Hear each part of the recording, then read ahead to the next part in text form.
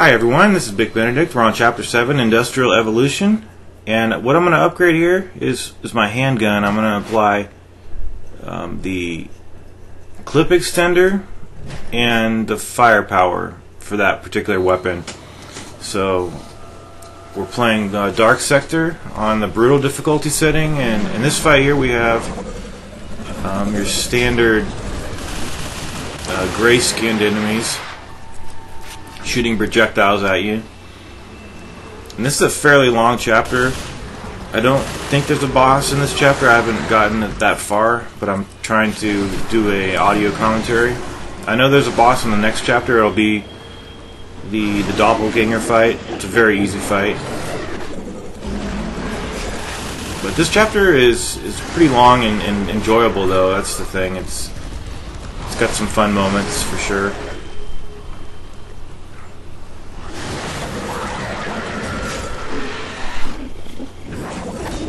And some fairly challenging parts too.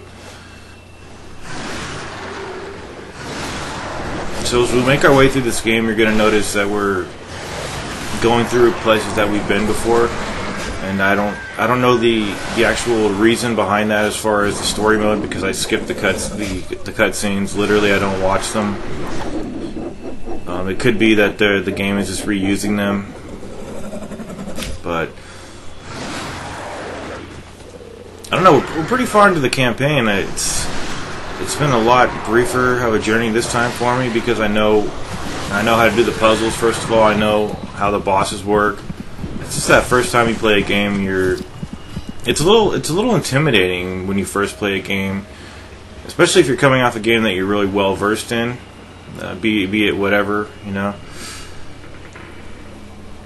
Okay, so that first area is done. I believe you get a checkpoint, and we have our weapon upgraded. So now I'm looking to collect as many valuable cards as I can for upgrades. And this part here, we're going to finally have an ice element to actually have. It's not going to be ours for the keeping, but it's one of those things where, like the fire, you get it for a brief duration, and the electricity.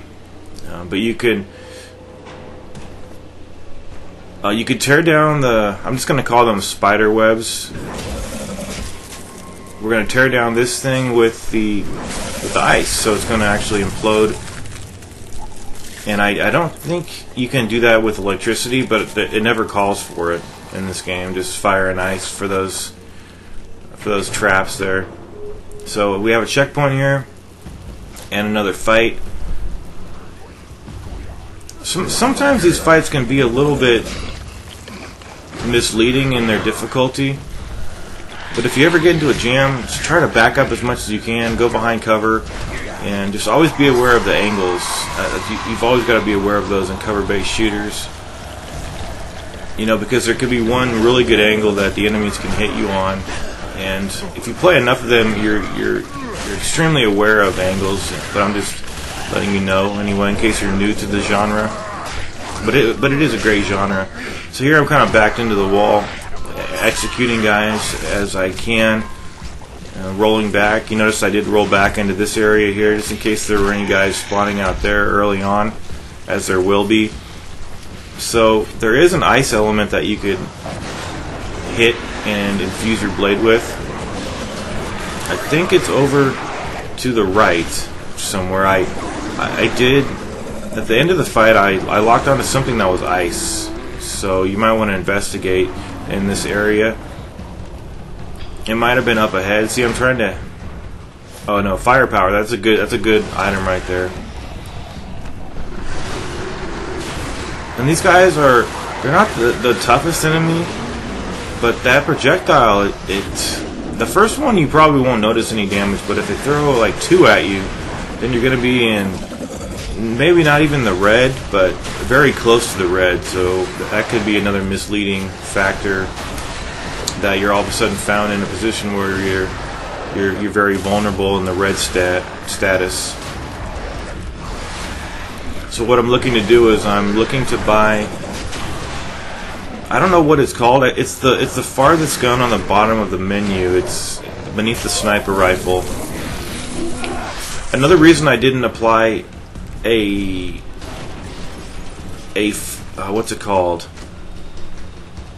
And a damage increase to this particular weapon is because it was so negligible that it was pointless to apply it when I could have applied, when I actually did apply something better. Like the fire rate, you can really tell the fire rate from what you've previously had it once you upgrade it.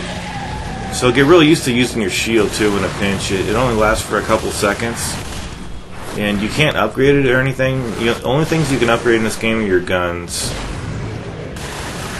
attributes of your guns, I should say. But that enemy right there, he likes to disappear. He looks kind of like a static enemy, disappearing and reappearing at intervals. When he is disappearing, you should not focus on hitting him, because obviously your shots are going to go right through him.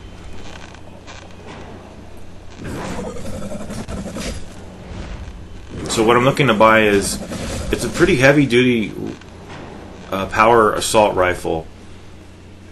Okay, so this area here has ice on it too, and sometimes you'll hit an enemy directly with the ice and it does nothing. Sometimes you'll get them frozen, and that's exactly what you want. They don't get unfrozen either. That's the nice thing. So just be aware that even though they're frozen, they're not going to hit you, although it can be misleading to the eye if you see an enemy. So just realize that once they're frozen, they're harmless. They're not going to ever break out of that. And I actually really enjoy this level.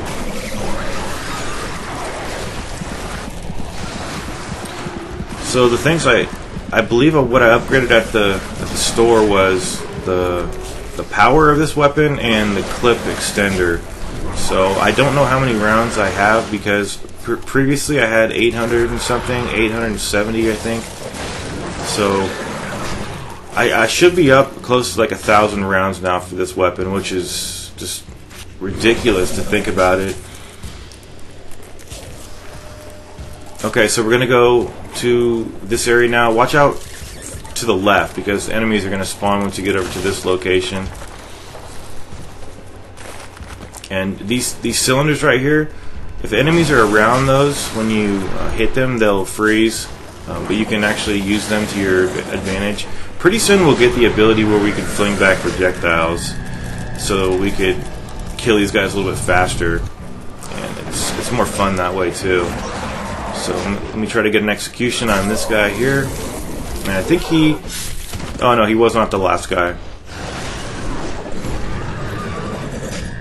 But I really think that this enemy is so overused. It's just saddening to think that, but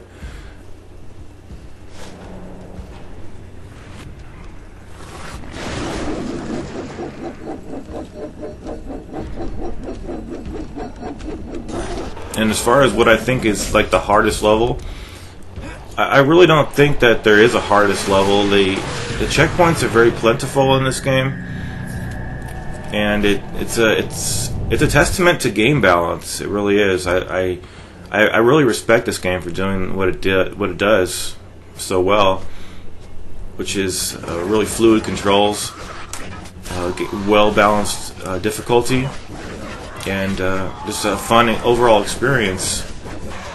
Now this part, I sped up this individual clip because all I'm doing is focusing on melee killing. I just don't like to waste bullets. That's the one thing I don't like to do.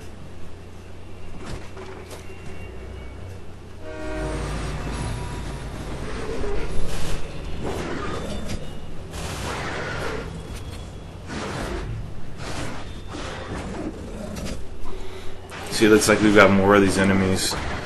You know, it would be fine if they were specific to a certain stage, but it's like every level, almost every encounter, it's these guys.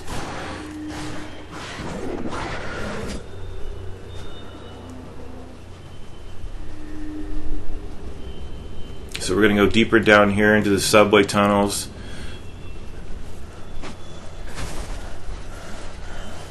And this guy, that guy actually didn't sneak up on me. I heard him coming well before I turned around. It's just that I was trying to get that treasure box, and getting the box smashed and getting the object by holding the square button down isn't the easiest thing sometimes, especially when you can't get the camera to line up with your kick, and if you can't get the controller to recognize that you're actually pressing and holding down the square button.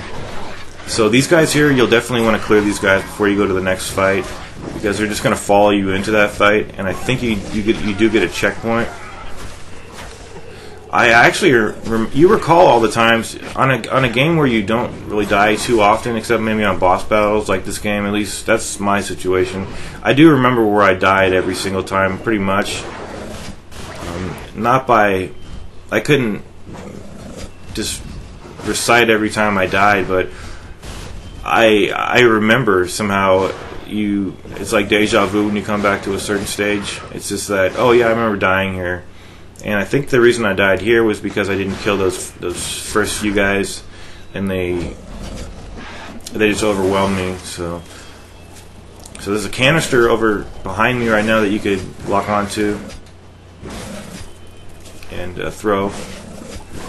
Just anytime you could, anytime there's a fire somewhere raging, or some kind of thing where you can interact with the light and get an electric spark on your blade. Very good idea to do that, because it slaughters the enemies. Now what we have up here is I believe there's soldiers fighting with the infected, and we're going to have one of the heavy artillery soldiers coming. There's a couple of those guys in this stage, and you can hear this one coming well before you see him. But that's not the case with the next one we face, who is just standing around a corner waiting to ambush you.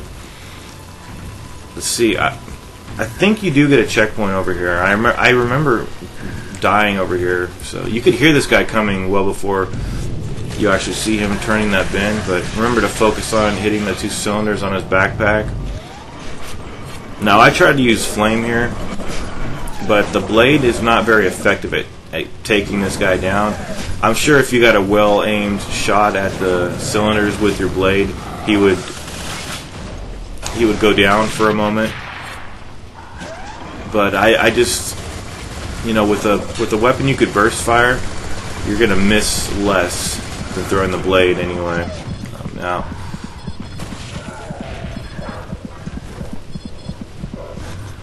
so these guys are if you try to just shoot them without hitting the cylinder, I'm telling you can kill them, but it takes away, it wastes so much ammo. It's definitely not something you want to do. So just always be really careful about running. Like right here, see, I didn't know if I could run back. I didn't know if the game had closed that area down that I came out of, but it's really safe to run when they're indisposed and they've broken down for a bit, especially if you've got your shield. And I'm going to use the shield quite a lot. It's nice that we can use the shield and fire our gun, because when we get the invisibility feature, anytime you cast that particular attribute, and if you throw a punch or shoot off a shot, it cancels out the invisibility. So having this is really good. Not only can we not take damage for a moment, but we can actually shoot too. So we're going to use the sparks from this dead body to do this trick here, and you're probably going to want to stand where I stood outside the door, because you're going to need a lot of room once you throw it, because once you hit the R2 button after you fling that blade, it's a little finicky about recognizing that you actually press that button. So this area here has no enemies. You're going to hear probably I think it's the voice of his mentor in his mind. So this is a familiar looking area as well. I know we've been here before.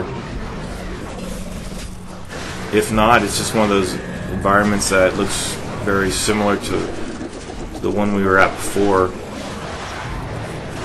And this can be a tough encounter because these guys spawn pretty close to where you turn that bend over here on these train tracks. And I really don't like that enemy. This enemy right here, the shifting, disappearing enemy here. He's essentially the same guy I'm throwing the blade at right now, but he does that disappearing act, which is going to be something that the boss in the next chapter does. It's a very annoying boss, tough boss, probably the toughest boss in the game. But the final boss is challenging as well. I'm not going to say it's not challenging. So here I'm trying to lock onto the ice. The fire wasn't working for me. I think I was too far away from it, but that guy got frozen. And here we have another enemy. This guy was probably involved in the main fight. I don't think he just spawned out of thin air.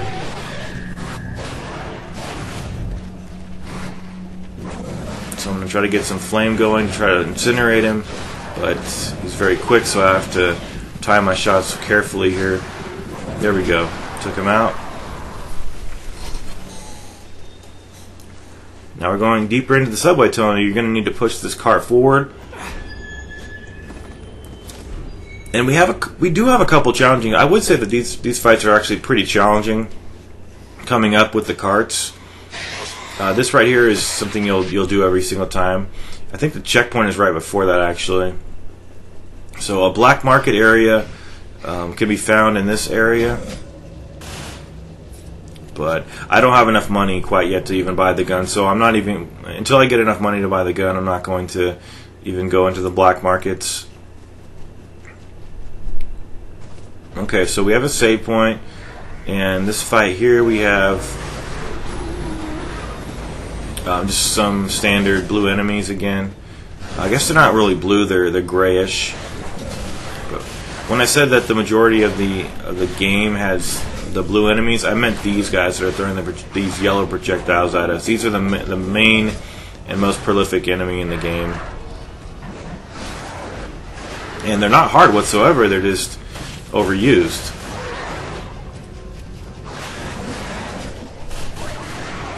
So that's a pretty good technique that I like to do sometimes. If I get them in the red and there's no way I can reach them, I'll just fire off a couple shots to take them out, because even if they're outlined in red and you throw the blade at them again, that's not guaranteed to kill them. In fact, that's probably a bad idea because they'll snap out of their stupor.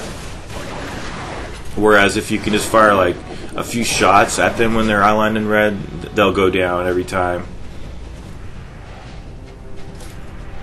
So this is an area where you're going to need a lot of ammunition, and that's where conserving it at other areas, just whenever you can conserve it, just do it. Oh yeah, I remember dying over here at one point. The train can run you over at the end of this, so if you know about it, it's very easy. You just go. Is this the area? I believe it will come up. There will be a point where we can get run over by the train. This area isn't too bad. I think it's just when you get to the turret that section's pretty tough. So you can push. You don't have to push the carts, but they do give you. It's movable cover. That's what it is. So if you need some cover a little bit ahead of where you are, just push the carts. And right here I had very poor visibility. I couldn't see anybody, so I'm just shooting every shot just to get it off before the gun expires. And I like how the guns expire. At first I didn't realize what was going on when I first played this game, and then I didn't like it at first, but it does create a really good game balance, because you'll always have your other weapons, and they're just, whatever you pick up, it's just momentarily overlaid. It actually won't even appear on your HUD.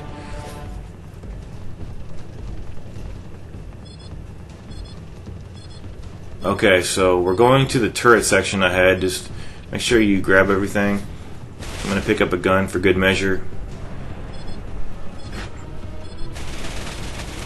So they do give you a checkpoint once you get to the area near the turret, which is a really good a really good and necessary checkpoint because this section is tough here.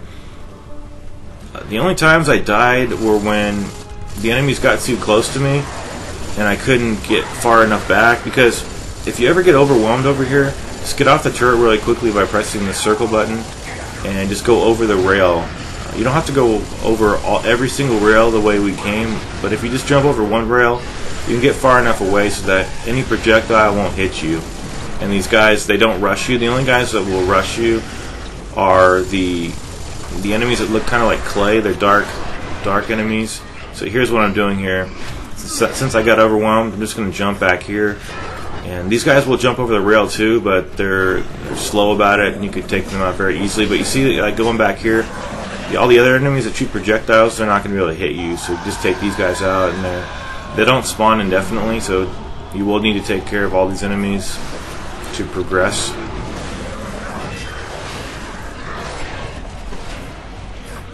So these guys are the only ones that'll give you a hard time, and it's not even anything to fear because their HP is so low. They're just fodder for your blade or your gun, whatever you're using, or for your hands if you're just striking them.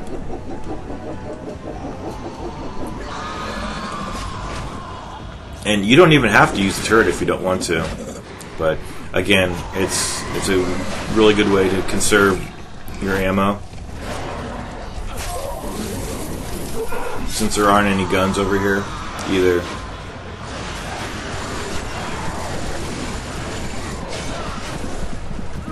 So I'm in the red now. I'm going to fall back and just take care of anyone who's going to jump over the rail. And I think I took this guy some appendage off right there. Ooh, no, he's in the red. Whenever they gush that black viscous, I don't know if it's oil or blood or whatever it is, but that's a kill. That must not have reached him right there.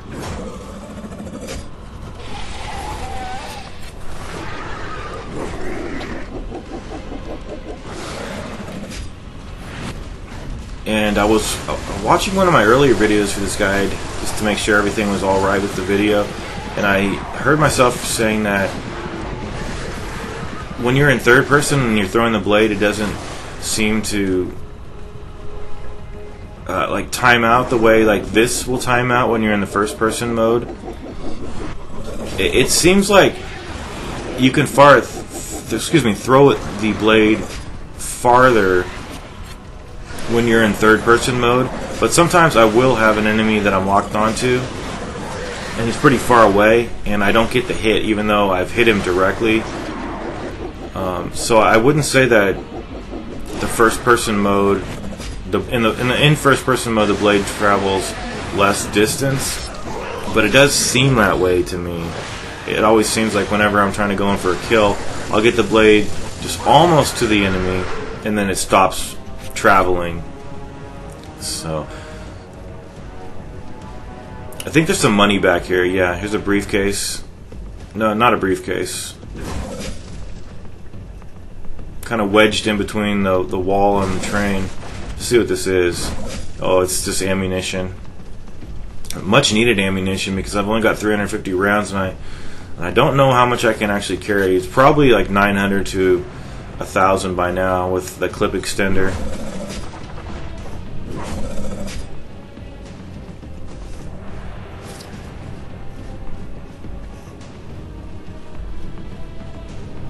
And this really is a long level too. Okay, this is either money or an upgrade. I think it's a really good upgrade. Clip extender, yeah, that's a really good one. I think the clip extender, the reload, the firepower, reload's very important in this game, especially on the final boss. But you don't need. You really don't need a gun for the final boss. It's just you're throwing the blade at him and you're doing the pulse, the energy pulse move on him with the electricity. So, but if you did want to use the ammunition on him, that would work. And you know, the faster you can reload, the better. So you may have noticed I turned the valve, and it formed that crystal cylinder that we can actually take cover behind. But it is destructible. So when the heavy artillery guy comes out, if you're hiding behind that, he'll shoot it up and it'll explode. It won't damage you, but you're going to have to get away and find other cover. Now, for some reason, these enemies like to really throw those Efron bombs, so just watch out for that. Finally, we've got these guys again. I like fighting these guys. Any guy that has a gun, I like fighting, so I can pick it up. And what I'm gonna do is I'm gonna try to pick up as many guns as I can while I'm shooting at the heavy artillery soldier.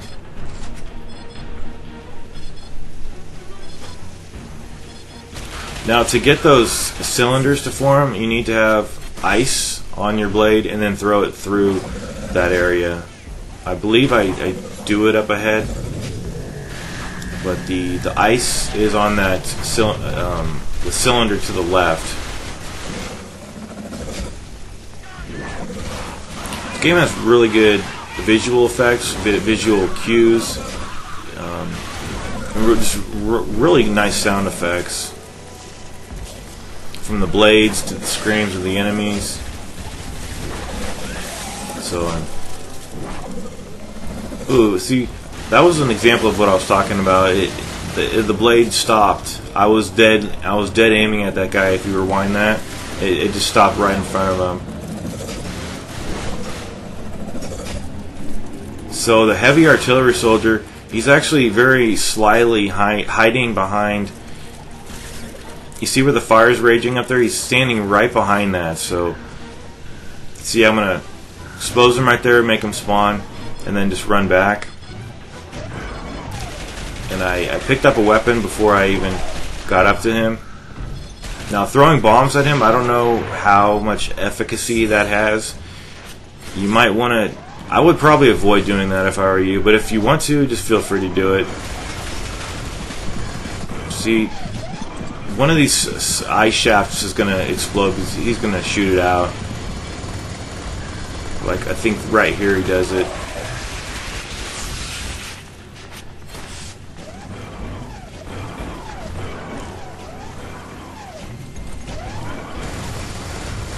Yeah, so I was trying to grab that gun and he shattered my cover right there. So now I had to back up. When I first had to deal with these enemies on a brand new journey through this game, I had no idea what was exactly going on with them. I didn't know if you had to incorporate elemental attacks on them, but you actually don't. So right here you have to use the ice element for the blade and throw it at the fire, and it'll die down.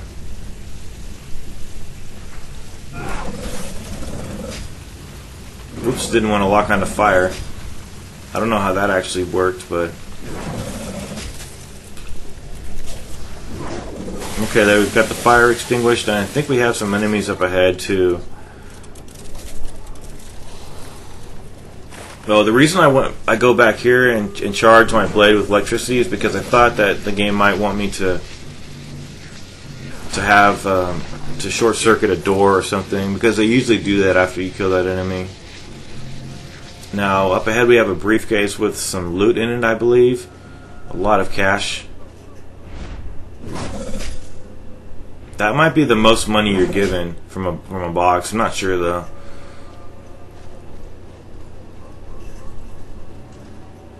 And we have much more to do on this level.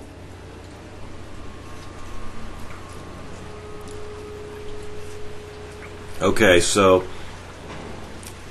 now what we need to do is make that little river over there an iceberg, like, oh, excuse me, not like anything. Right here I was just looking for items. I know what to do. You just throw the blade at those things or the cargo on the train that's in ice. But here, just throw the blade at the water. It'll make this lake for you so you can travel on it.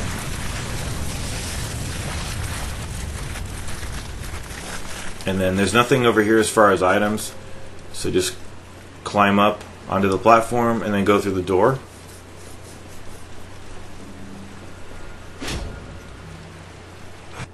Okay, so we have a save point. We're going on to the next section. So here's some ammo right off the bat. Pick that up. And this is where you can get hit by the train. So just take care of... Oh, I'm not even going to... I think I'm going to sprint past these guys. See, that's the only time the train will hit you. So hopefully it'll hit other enemies for you. And you should take care of these enemies before you go forward. I thought they would unspawn, but of course they didn't, not even with the save point. Had I died over here, the enemies would have probably been right there waiting for me after I spawned. They spawned me back into the game, because the state of the environment remains exactly the same as it was when you died. So any enemies will just be right there in like the exact same spot. So this fight can be challenging if you're simply at a bad angle. The thing about these guys is that they just don't rush you. They're like other enemies. They just stand behind cover, and it's a very moderated and fair way to deal with these enemies as far as what the game gives you for a battle. There are quite a lot of these guys, so I just really appreciate how effective the bombs are. It always seems like they give me a kill, and I don't really want to have a kill given to me, but it's better. I mean, the game doesn't just give you free kills. You have to be somewhat accurate.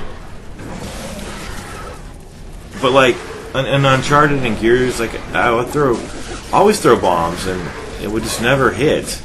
But also, you could hit the lights here, shatter the lights, and then get electricity on your blade. So just always look around the environment for better ways to deal with the situation. I really appreciate that in a game, to have so many options available.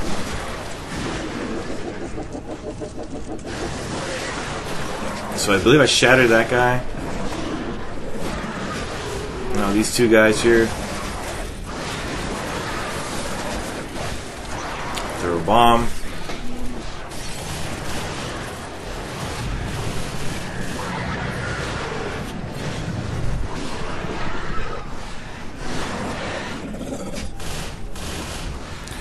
So I have a pretty wide reticle for this gun.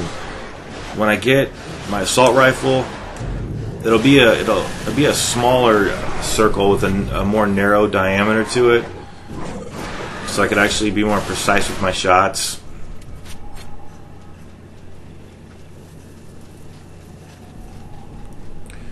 But you really don't need the most powerful stuff in this game. It's fairly simple.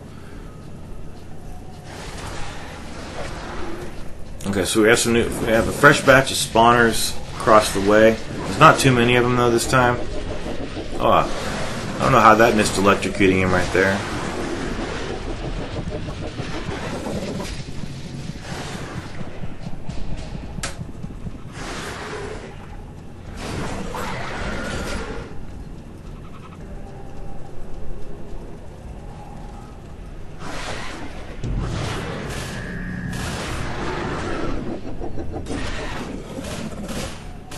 Okay, so we're going to take that guy out, hopefully. Believe he fell down. Now, on to the next section. There's a black market over here at the base of the stairs. So we take this guy out, that is. So I don't think I did anything. The next time I actually do something, I will definitely let you know what I do. So I looked out here, there's nothing, there's no items. So the only thing you need to do is go up these stairs and go through the door now. And we'll go on to the next section. Okay, so this door is going to move us into the next fight right here. We have the blue enemies across the way on these pieces of rock. And this can be a tough fight because, as you can see, the gray enemies here, they like to come over to this area as well as do the blue guys. So definitely use your shield. I mean, I would practice using the shield even this early, because the boss for this chapter is going to be extremely it's going to be very helpful for you to have the shield activated, because what the boss can do is one-shot kill you with his rockets, but if you have the shield activated, they go right through you. And you've just got to use it in moderation on the boss, and I have a really good method to take him out. I mean, there's nothing really to the boss except that there are no checkpoints in between the two phases.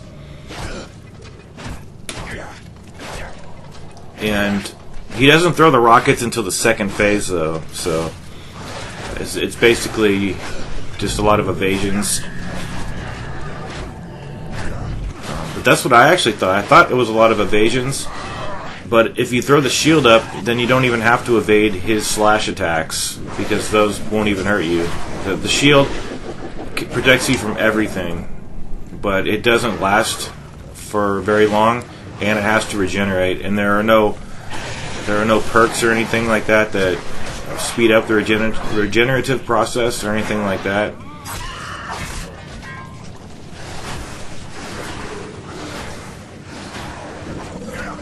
And for defeating the boss, we're going to get the ability to go invisible. But that would be more in line with like doing stealth sections or something. This game should have those if they're going to have the invisibility mode. You know, have a few stealth sections. I think variety, or the lack thereof, is this game's real downfall. Just lack of variety.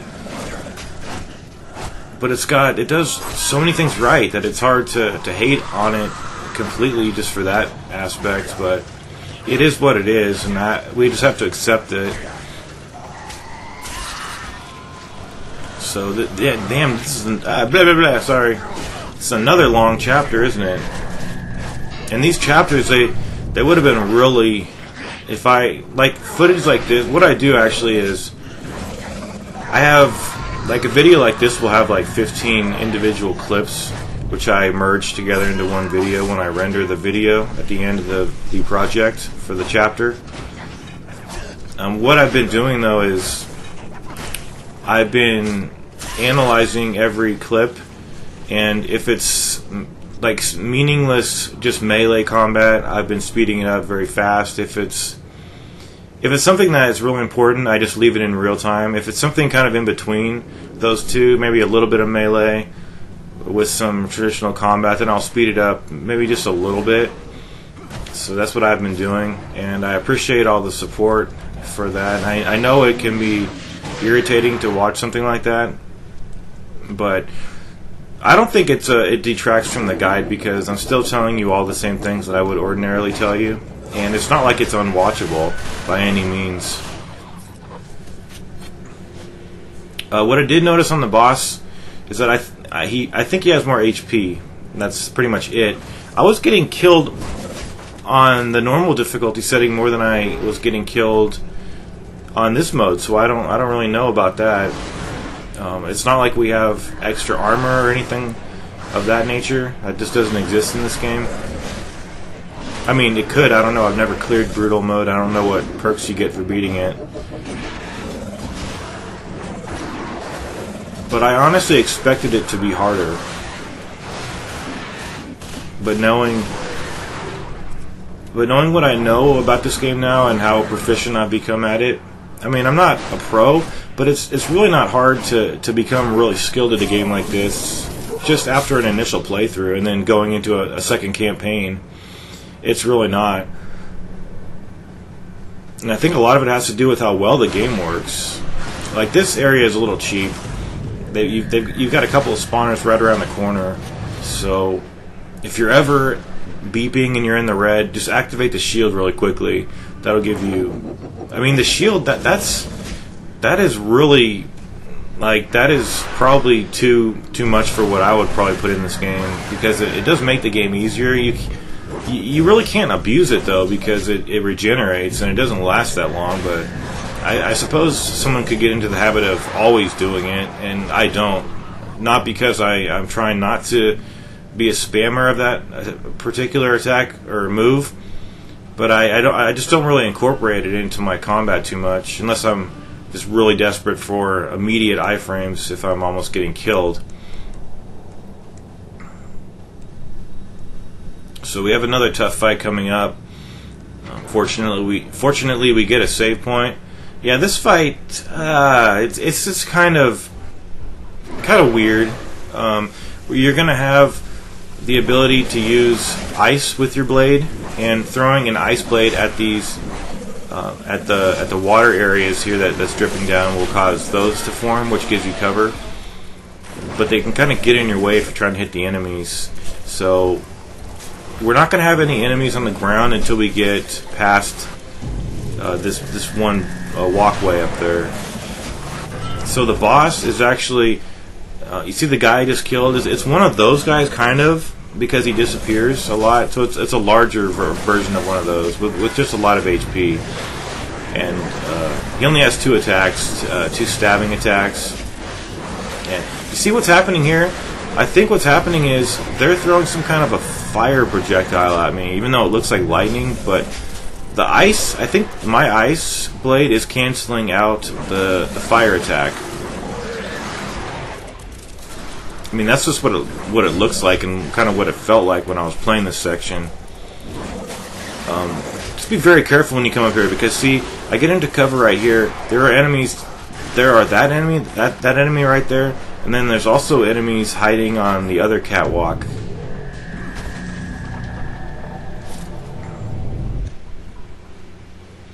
So just use your ice blade, and definitely fall back when you're not comfortable, especially if you can't see the enemies.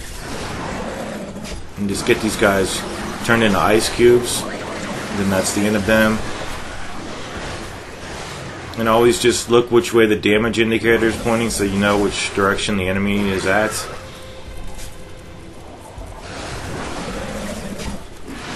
I mean, that's a basic tip. But I haven't played shooters in a while, and I haven't really got into the routine of looking at that, but I have now on this difficulty mode. Because not only is it the smart thing to do, but it's just really safe to do it. And it just expedites the battle when you know where an enemy's located, or the general location of where he's at. But check this guy out. This other guy up on the catwalk. Yeah, that guy. I actually wasn't talking about that guy too much, but there's another guy on the right. And it's not going to be the same for you every time, because these guys, they tend to just walk around quite a bit and jump around. I think I'm getting hit from somewhere, and I don't know from which quarter I'm getting hit here, but it looks like, ooh, son of a bitch ducked right there. That guy right. Where is that guy? See that guy? See the guy right up to the right? Where is he? I had a hard time finding him. I think he's gonna shoot at me like right about now. Yeah, that guy. That's a pretty sly place to hide, so watch out for that. So if you're ever like in a situation like I was a moment ago, shooting that guy out in the open, if you're getting tagged, or if you just want to, be cautious, activate that shield.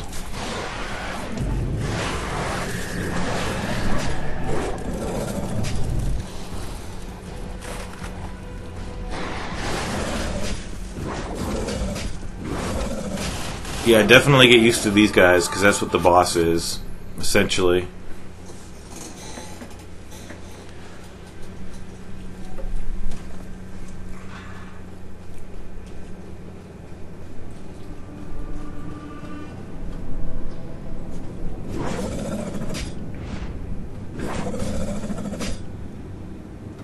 Okay, where are we going now?